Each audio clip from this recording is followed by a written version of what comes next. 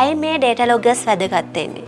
මේක ගොඩක් වෙලාවට යූස් කරන්නේ ෆුඩ් ඉන්ඩස්ට්‍රි එකේ, ෆාමසිටිකල් ඉන්ඩස්ට්‍රි එකේ, ඒ වගේම තමයි සමහර ඉලෙක්ට්‍රොනික ඩිවයිසස් ස්ටෝර් කරලා තියෙන කම්පැනිස් මේ data loggers යූස් කරනවා.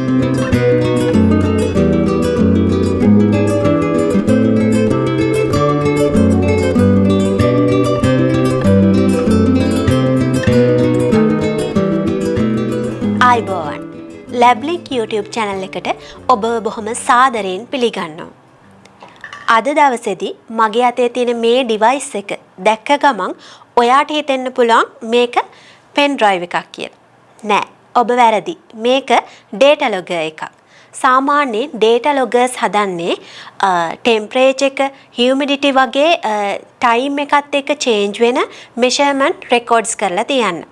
ඉතින් මේ වෙලාවේ මගේ අතේ තියෙන්නේ temperature data logger එකක්. මේක ඇලා කියන බ්‍රෑන්ඩ් එකෙන් තමයි නිෂ්පාදනය කරලා තියෙන්නේ. ඉතින් මේකත් එක්ක අපිට හම්බ වෙනවා මේ වගේ CD එකක්. ඒ වගේම තමයි සමහර data loggers තියෙනවා internal sensors තියෙන, ඒ වගේම external sensors තියෙන. මේ වෙලාවේ මගේ අතේ තියෙන මේ data logger එකට තියෙන්නේ external sense එකක්. මේ ඔයාලට දකින්න පුළුවන් probe එක තියෙන external sense එක. ඉතින් මේ data logger එක -40 to 125 Celsius දක්වා reading එක ලබා දෙනවා. ඒ වගේම තමයි decimal point එකකට accuracy එක තියෙනවා. ඇයි මේ data loggers වැදගත් වෙන්නේ?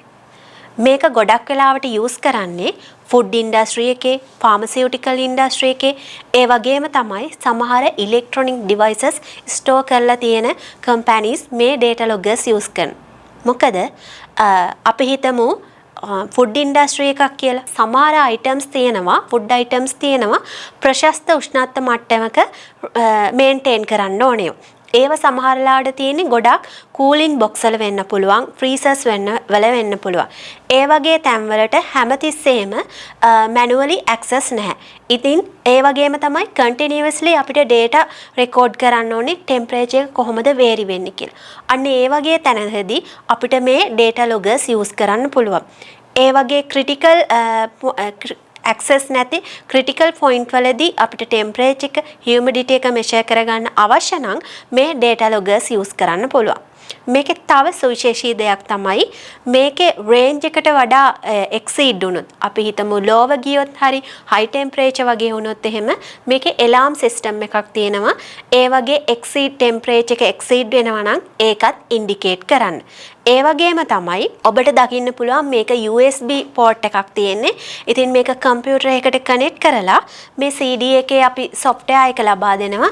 ඒ software එක ආධාරයෙන් ඔබට data ටික PDF file එකක් විදිහට හරි PNG එකක් විදිහට හරි හැමති format එකකින් ඔබට data ටික ලබා ගැනීමේ හැකියාව තියෙනවා.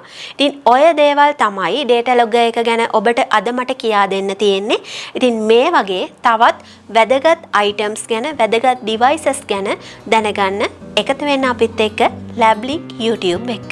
ස්තුතියි.